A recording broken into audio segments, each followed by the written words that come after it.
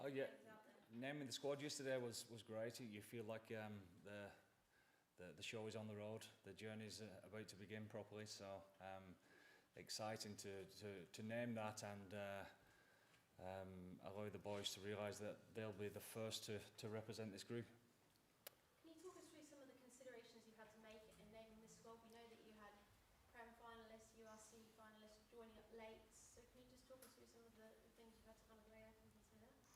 Yeah, obviously we met up the week before as a group of 24 and went out to Portugal for 5 days. So those guys are ahead of the game. It actually turned out quite a nice mix for those guys to get ahead of the curve, etc.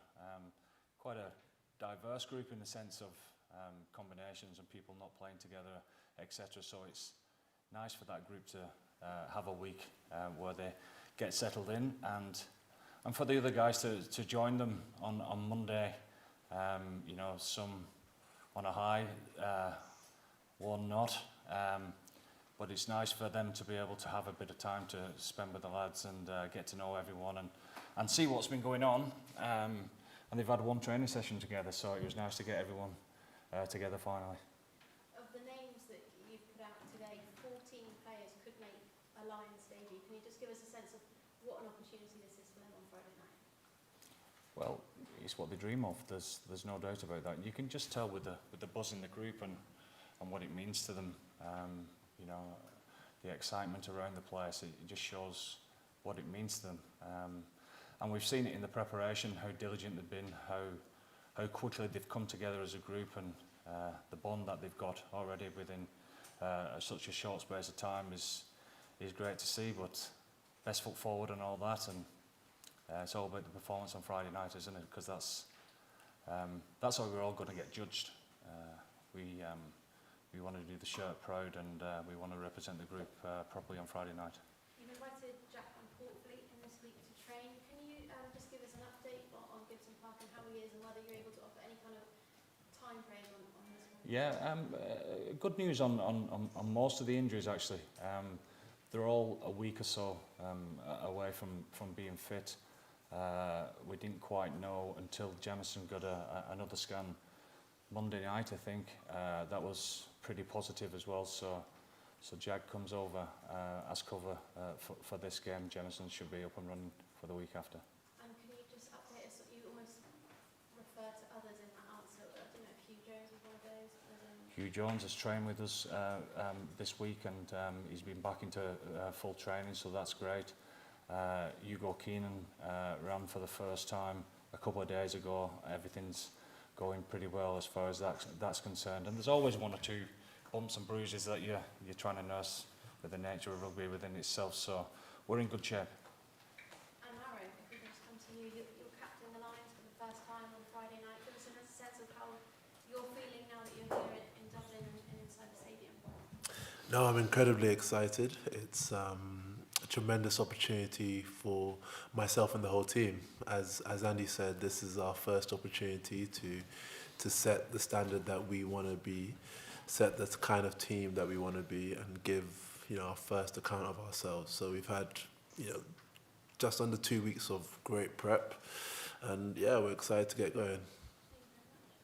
Andy, people always get excited around seeing new combinations on Lions jerseys. One of the ones that jumped out this afternoon that most people were talking about was Bundy and Sayone in the centre.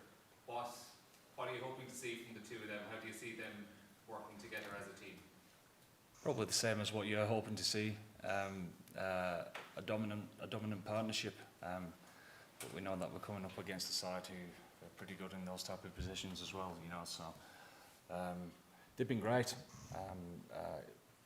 Getting on the same page, sharing each other's strengths and weaknesses, etc., and trying to get across what is a new system to everyone. So very diligent and excited to see that partnership along with a few others.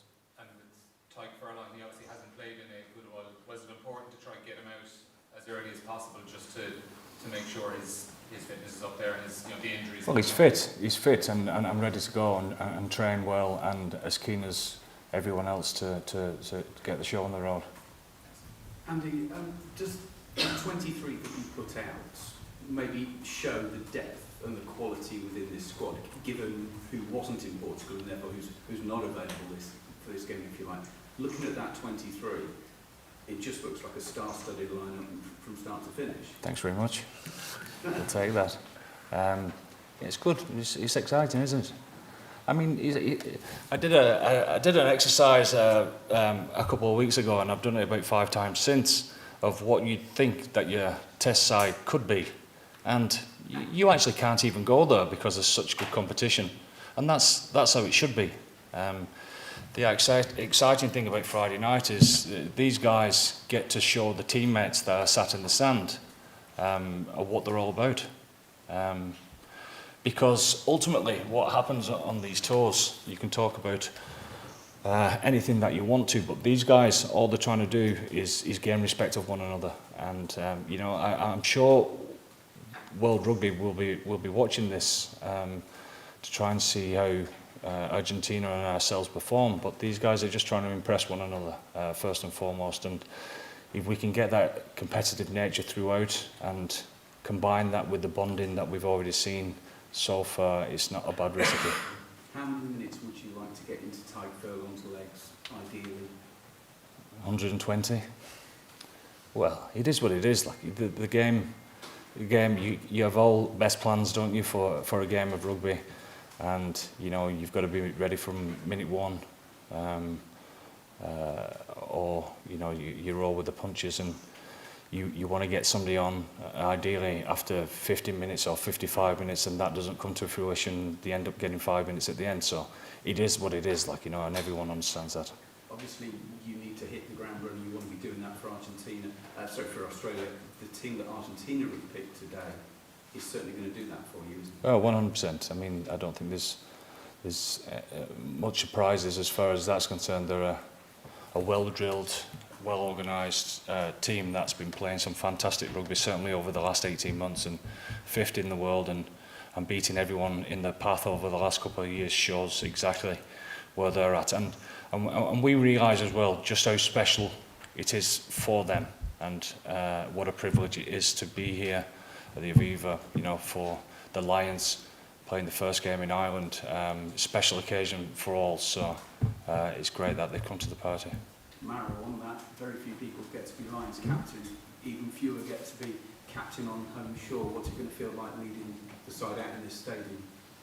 No, it's going to be amazing. It's been very nice to be so warmly received in Dublin, because that tends not to be the case. Walking around the streets today and this week, but no, it's going to be amazing. It's going to be a great spectacle. It's one which the players just can't wait for, to be honest. We can't wait to get out there. We can't wait to show ourselves and show everyone what we've been about, and we very much look forward to it.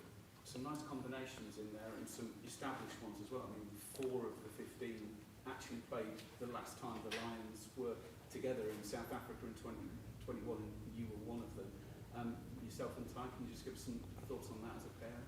Yeah, I've really enjoyed spending time with Tai. Obviously, we spent a bit of time together in the last tour and built a good relationship, and it's been amazing that we've been able to continue that this tour. And he's a fantastic player. That's clear for everyone to see. His ball skills and the way he moves the ball and controls, and he has that level of physicality to his game, which is really impressive. But probably one of the most impressive things I've seen from Tai has been his leadership and how he is around the group, and how he leads the boys in a very calm but mature way. Just on leadership, you've been together as a group for a week or so. Are you finding it different being a leader with other teams compared to the Lions, given there's so much experience, so much captaincy around? Do you have to go about it slightly differently? Well, I think every environment, every team presents its different opportunities and challenges. Here, we're very fortunate that we're surrounded by such quality, both in terms of talent, but also in terms of the way people think. As you would expect, you have to be talented to be here. Then also, to be here, players tend to have a strong mindset. They tend to have a robustness about them. So obviously all those things are fantastic, and you know, you don't have to tell players to get ready. You don't have to, you know, tell players to move, because all these instinctive things to them just come natural. And Take the last couple of this section. you said a couple of times, Andy, the Friday night is your chance to show what you're about. What exactly are you looking to see from your players on Friday night? Cohesion, connection, an ability to attack the game from the off, to be the best version of themselves, not just individually but collectively as well. So, you know, you can give yourself any excuse as far as time together, etc. You know, we've had good prep. We've had good prep, and if you want to be a good Lions player, you gotta hit your straps straight from the off. So we want to see these players compete. Is it special for you that your first outing as Lions head coach in Dublin?